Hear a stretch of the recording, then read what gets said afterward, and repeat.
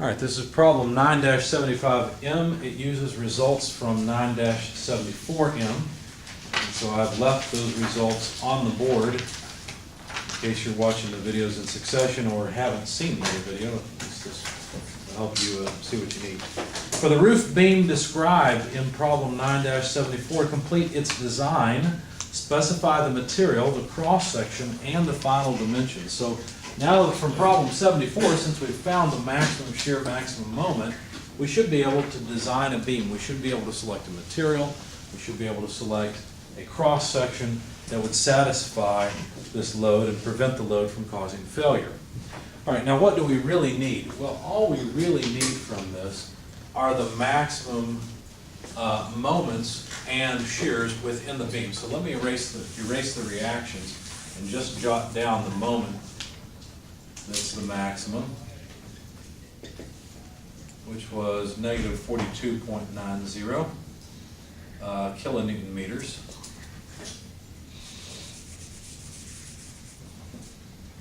I'll jot down the shear also.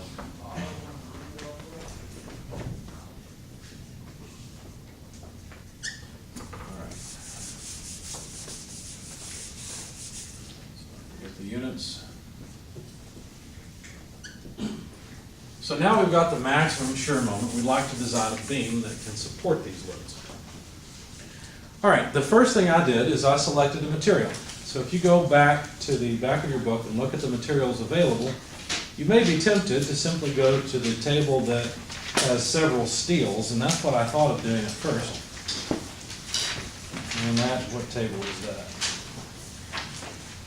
A14, I think. Let's see. A14.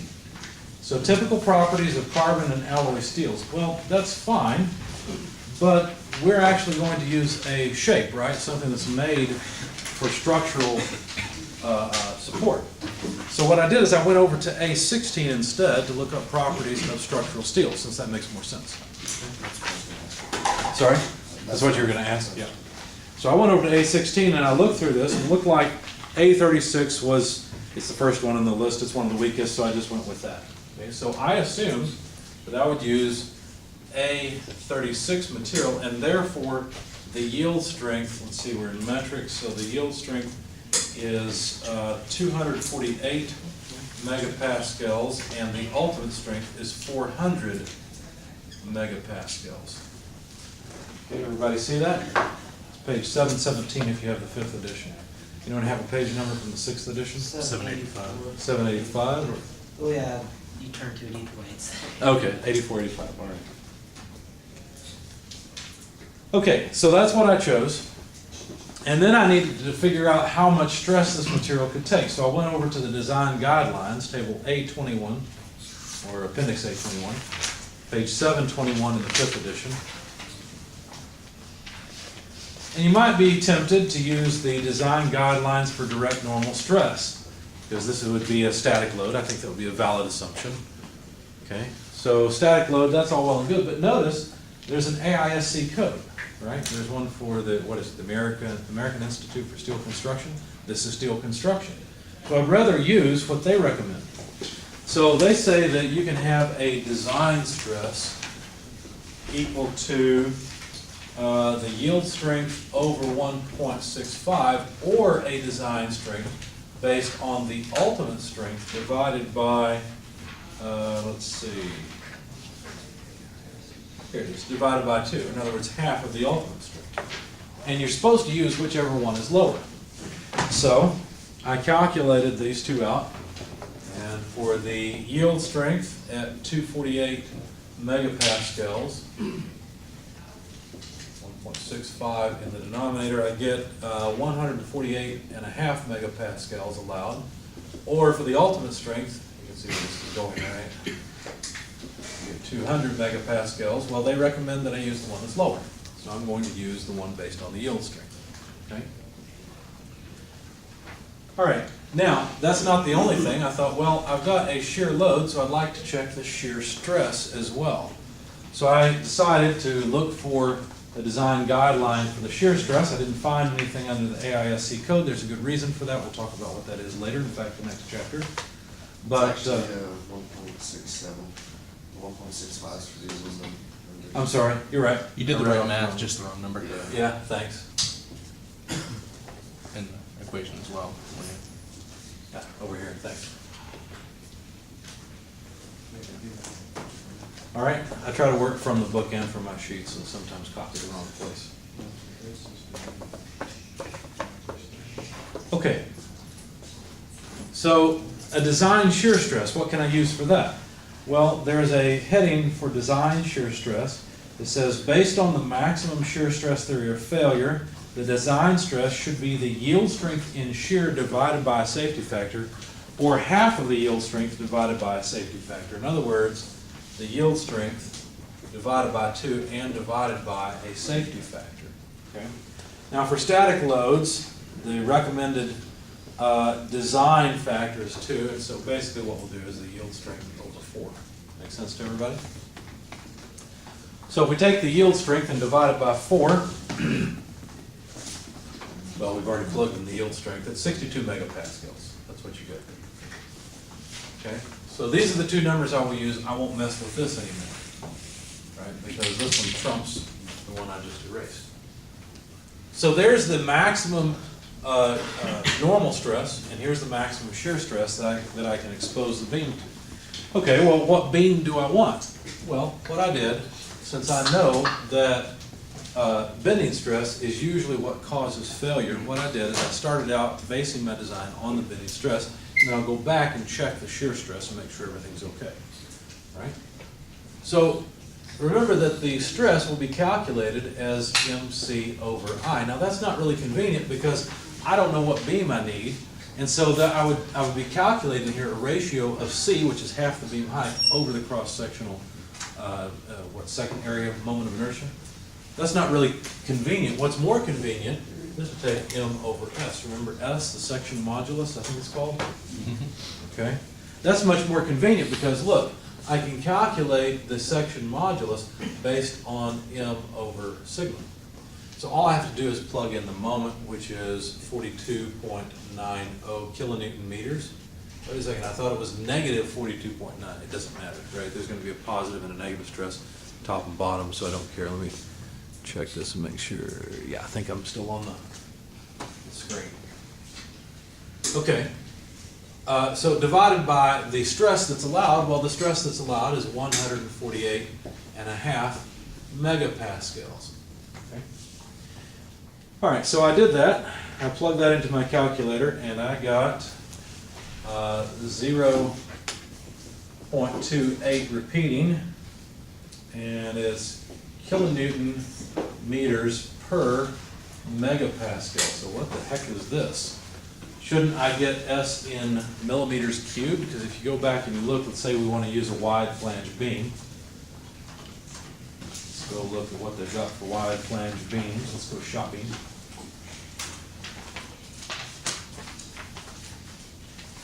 There we go.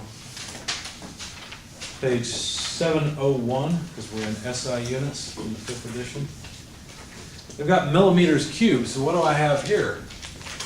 Well, I looked at the units and I said, well, K is just 1,000, so 10 to the 3rd Newton meters. Mega is just 1,000,000, 10 to the 6th, and a Pascal is just a Newton per meter squared. The way I could get the multipliers out away from the units. Okay? Newtons cancel, and I'll end up with meters to the 3rd power, but I want millimeters to the 3rd power instead of meters. So what I chose to do then is multiply by 1. You can always multiply by 1. The one that I chose to multiply by is 1 millimeter per, 1,000 millimeters per 1 meter quantity cubed. When you cube 1, you still get 1, right? That's not 1, that's a giga. You're right. But a giga millimeters cubed is the same thing as 1 meter cubed. Right? It's the same thing. So it's still 1. All right, so what does this mean? Well, basically I've got 1,000 times 3 more thousands divided by 2 thousands. So that's 1,000 squared, which is 1,000,000. Does that make sense? So I know that this is the same thing, these units are the same thing as 10 to the 6th millimeters cubed. Okay? All right. So then, what I did is I said, well, if that's the same thing as 10 to the 6 millimeters cubed, I'd like just millimeters cubed. And so I'll write it this way. Let's see, if I take one of those 10s, I can write 2.8 repeating times 10 to the 5th millimeters cubed. So I need a beam with a section modulus of at least 2.8 repeating times 10 to the 5th millimeters cubed. On page 701, there was one that was very close. Let's see, notice a lot of these are 10 to the 6th. As you go down the table, the number goes down. Okay. Because the beams are actually getting smaller as you move down. That's threw me for a loop for a moment. A lot of times tables are arranged the other way. So the beams are getting smaller as we go down in the table. There's one on row O that is 2.8 times 10 to the 5th. Well, I can't use that because I've got 2.8 repeating times 10 to the 5th, right? So the row O beam is not large enough. So I continued down and found one that is on row T that is 2.98 times 10 to the 5th millimeters cubed. You see that? So that's the beam I selected. Do I have to? Well, no, I could select something even bigger than that if I wanted to. But if I'm going to try and minimize cost and effort in putting this thing in place, probably that would be the good one to choose. So the X direction, can't remember the name of S, whatever it is, 2.98 times 10 to the 5th millimeters cubed is the actual value from the beam that I selected. Also, that beam has an area moment of inertia of 3.13 times 10 to the 7th millimeters to the 4th. It has a geometry, depth 210 millimeters, that's the height of the beam. Okay. It has a width, the flange width, no, I'm sorry, the web width of 6.35 millimeters. It has a flange thickness, no, that's not right, BF. BF is the flange width. Flange width of 134 millimeters and a flange thickness of 10.2 millimeters. Okay, so I'll need this geometry a little bit later. Right now, here's the main thing I want. Okay. No, wait a second. No, we've already satisfied this. We've already satisfied the bending stress, right, by choosing this beam. So the only other thing to do is to check the shear and see if it is okay as well. All right, so we can get rid of all this. We don't need it anymore. Which one did you choose? Which one? Oh, I'm sorry, let me jot it down. I chose the W 200 by 31.3. That's the one I chose. So the next thing to do is to check the shear. Well, to calculate the shear, it would be VQ over IT. So I need the maximum shear, which I have. That's 32.75 kilonewtons. I need Q, which is always a pain to get, but we'll get it. I need I, which I have, and I need T. But I've got two different T's here. Which one are we talking about? Well, remember when we're looking at the shear, what we're doing is we're asking the question, what is the shear in the section where the shear is highest? Well, the shear is going to be highest along this line. And so the thickness that I need, T, is the web thickness. Does that make sense? So this is actually TW. Okay? We doing okay so far? All right, so the next thing to do then is to get Q, or at least the last thing, because we've got V, I, and T. We just need Q. Now Q is going to be the particular area, which is this area, multiplied by the centroid. But we really don't have to do that, because remember we can calculate this as A1, Y1 plus A2, Y2. Now in my case, I chose A1 as the flange. So I tell you what, let's do it this way. Let's use some human factor stuff here. So there's A1. A2, Y2 is just this. Okay? So I need the centroid of the flange. I need the distance from the centroid of the flange down to the centroid of the beam, because that's where I want my shear stress, and the centroid of that half web down to the center of the beam again. Okay? So what I did is I just wrote it down. If I take the thickness of the flange multiplied by the width of the flange, well, the width of the flange is BF, the thickness of the flange is TF, then I've got area 1. Now, the location of the centroid of that flange is just the depth of the beam over 2 less half of the flange thickness. Make sense? So that's what I did next. I took the depth of the beam over 2 and subtracted off the flange thickness over 2. So this bit here is the flange contribution to Q.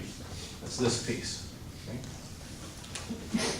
And then what I did is I added A2, Y2. Well, A2 is this area, and to calculate it, what I did is as follows. I took the thickness of the web, that's this distance, multiplied by D over 2 less TF. What's that? Well, that's the depth of the beam over 2, so now that's this distance, less one of the flange thicknesses. So now I've got the height of this.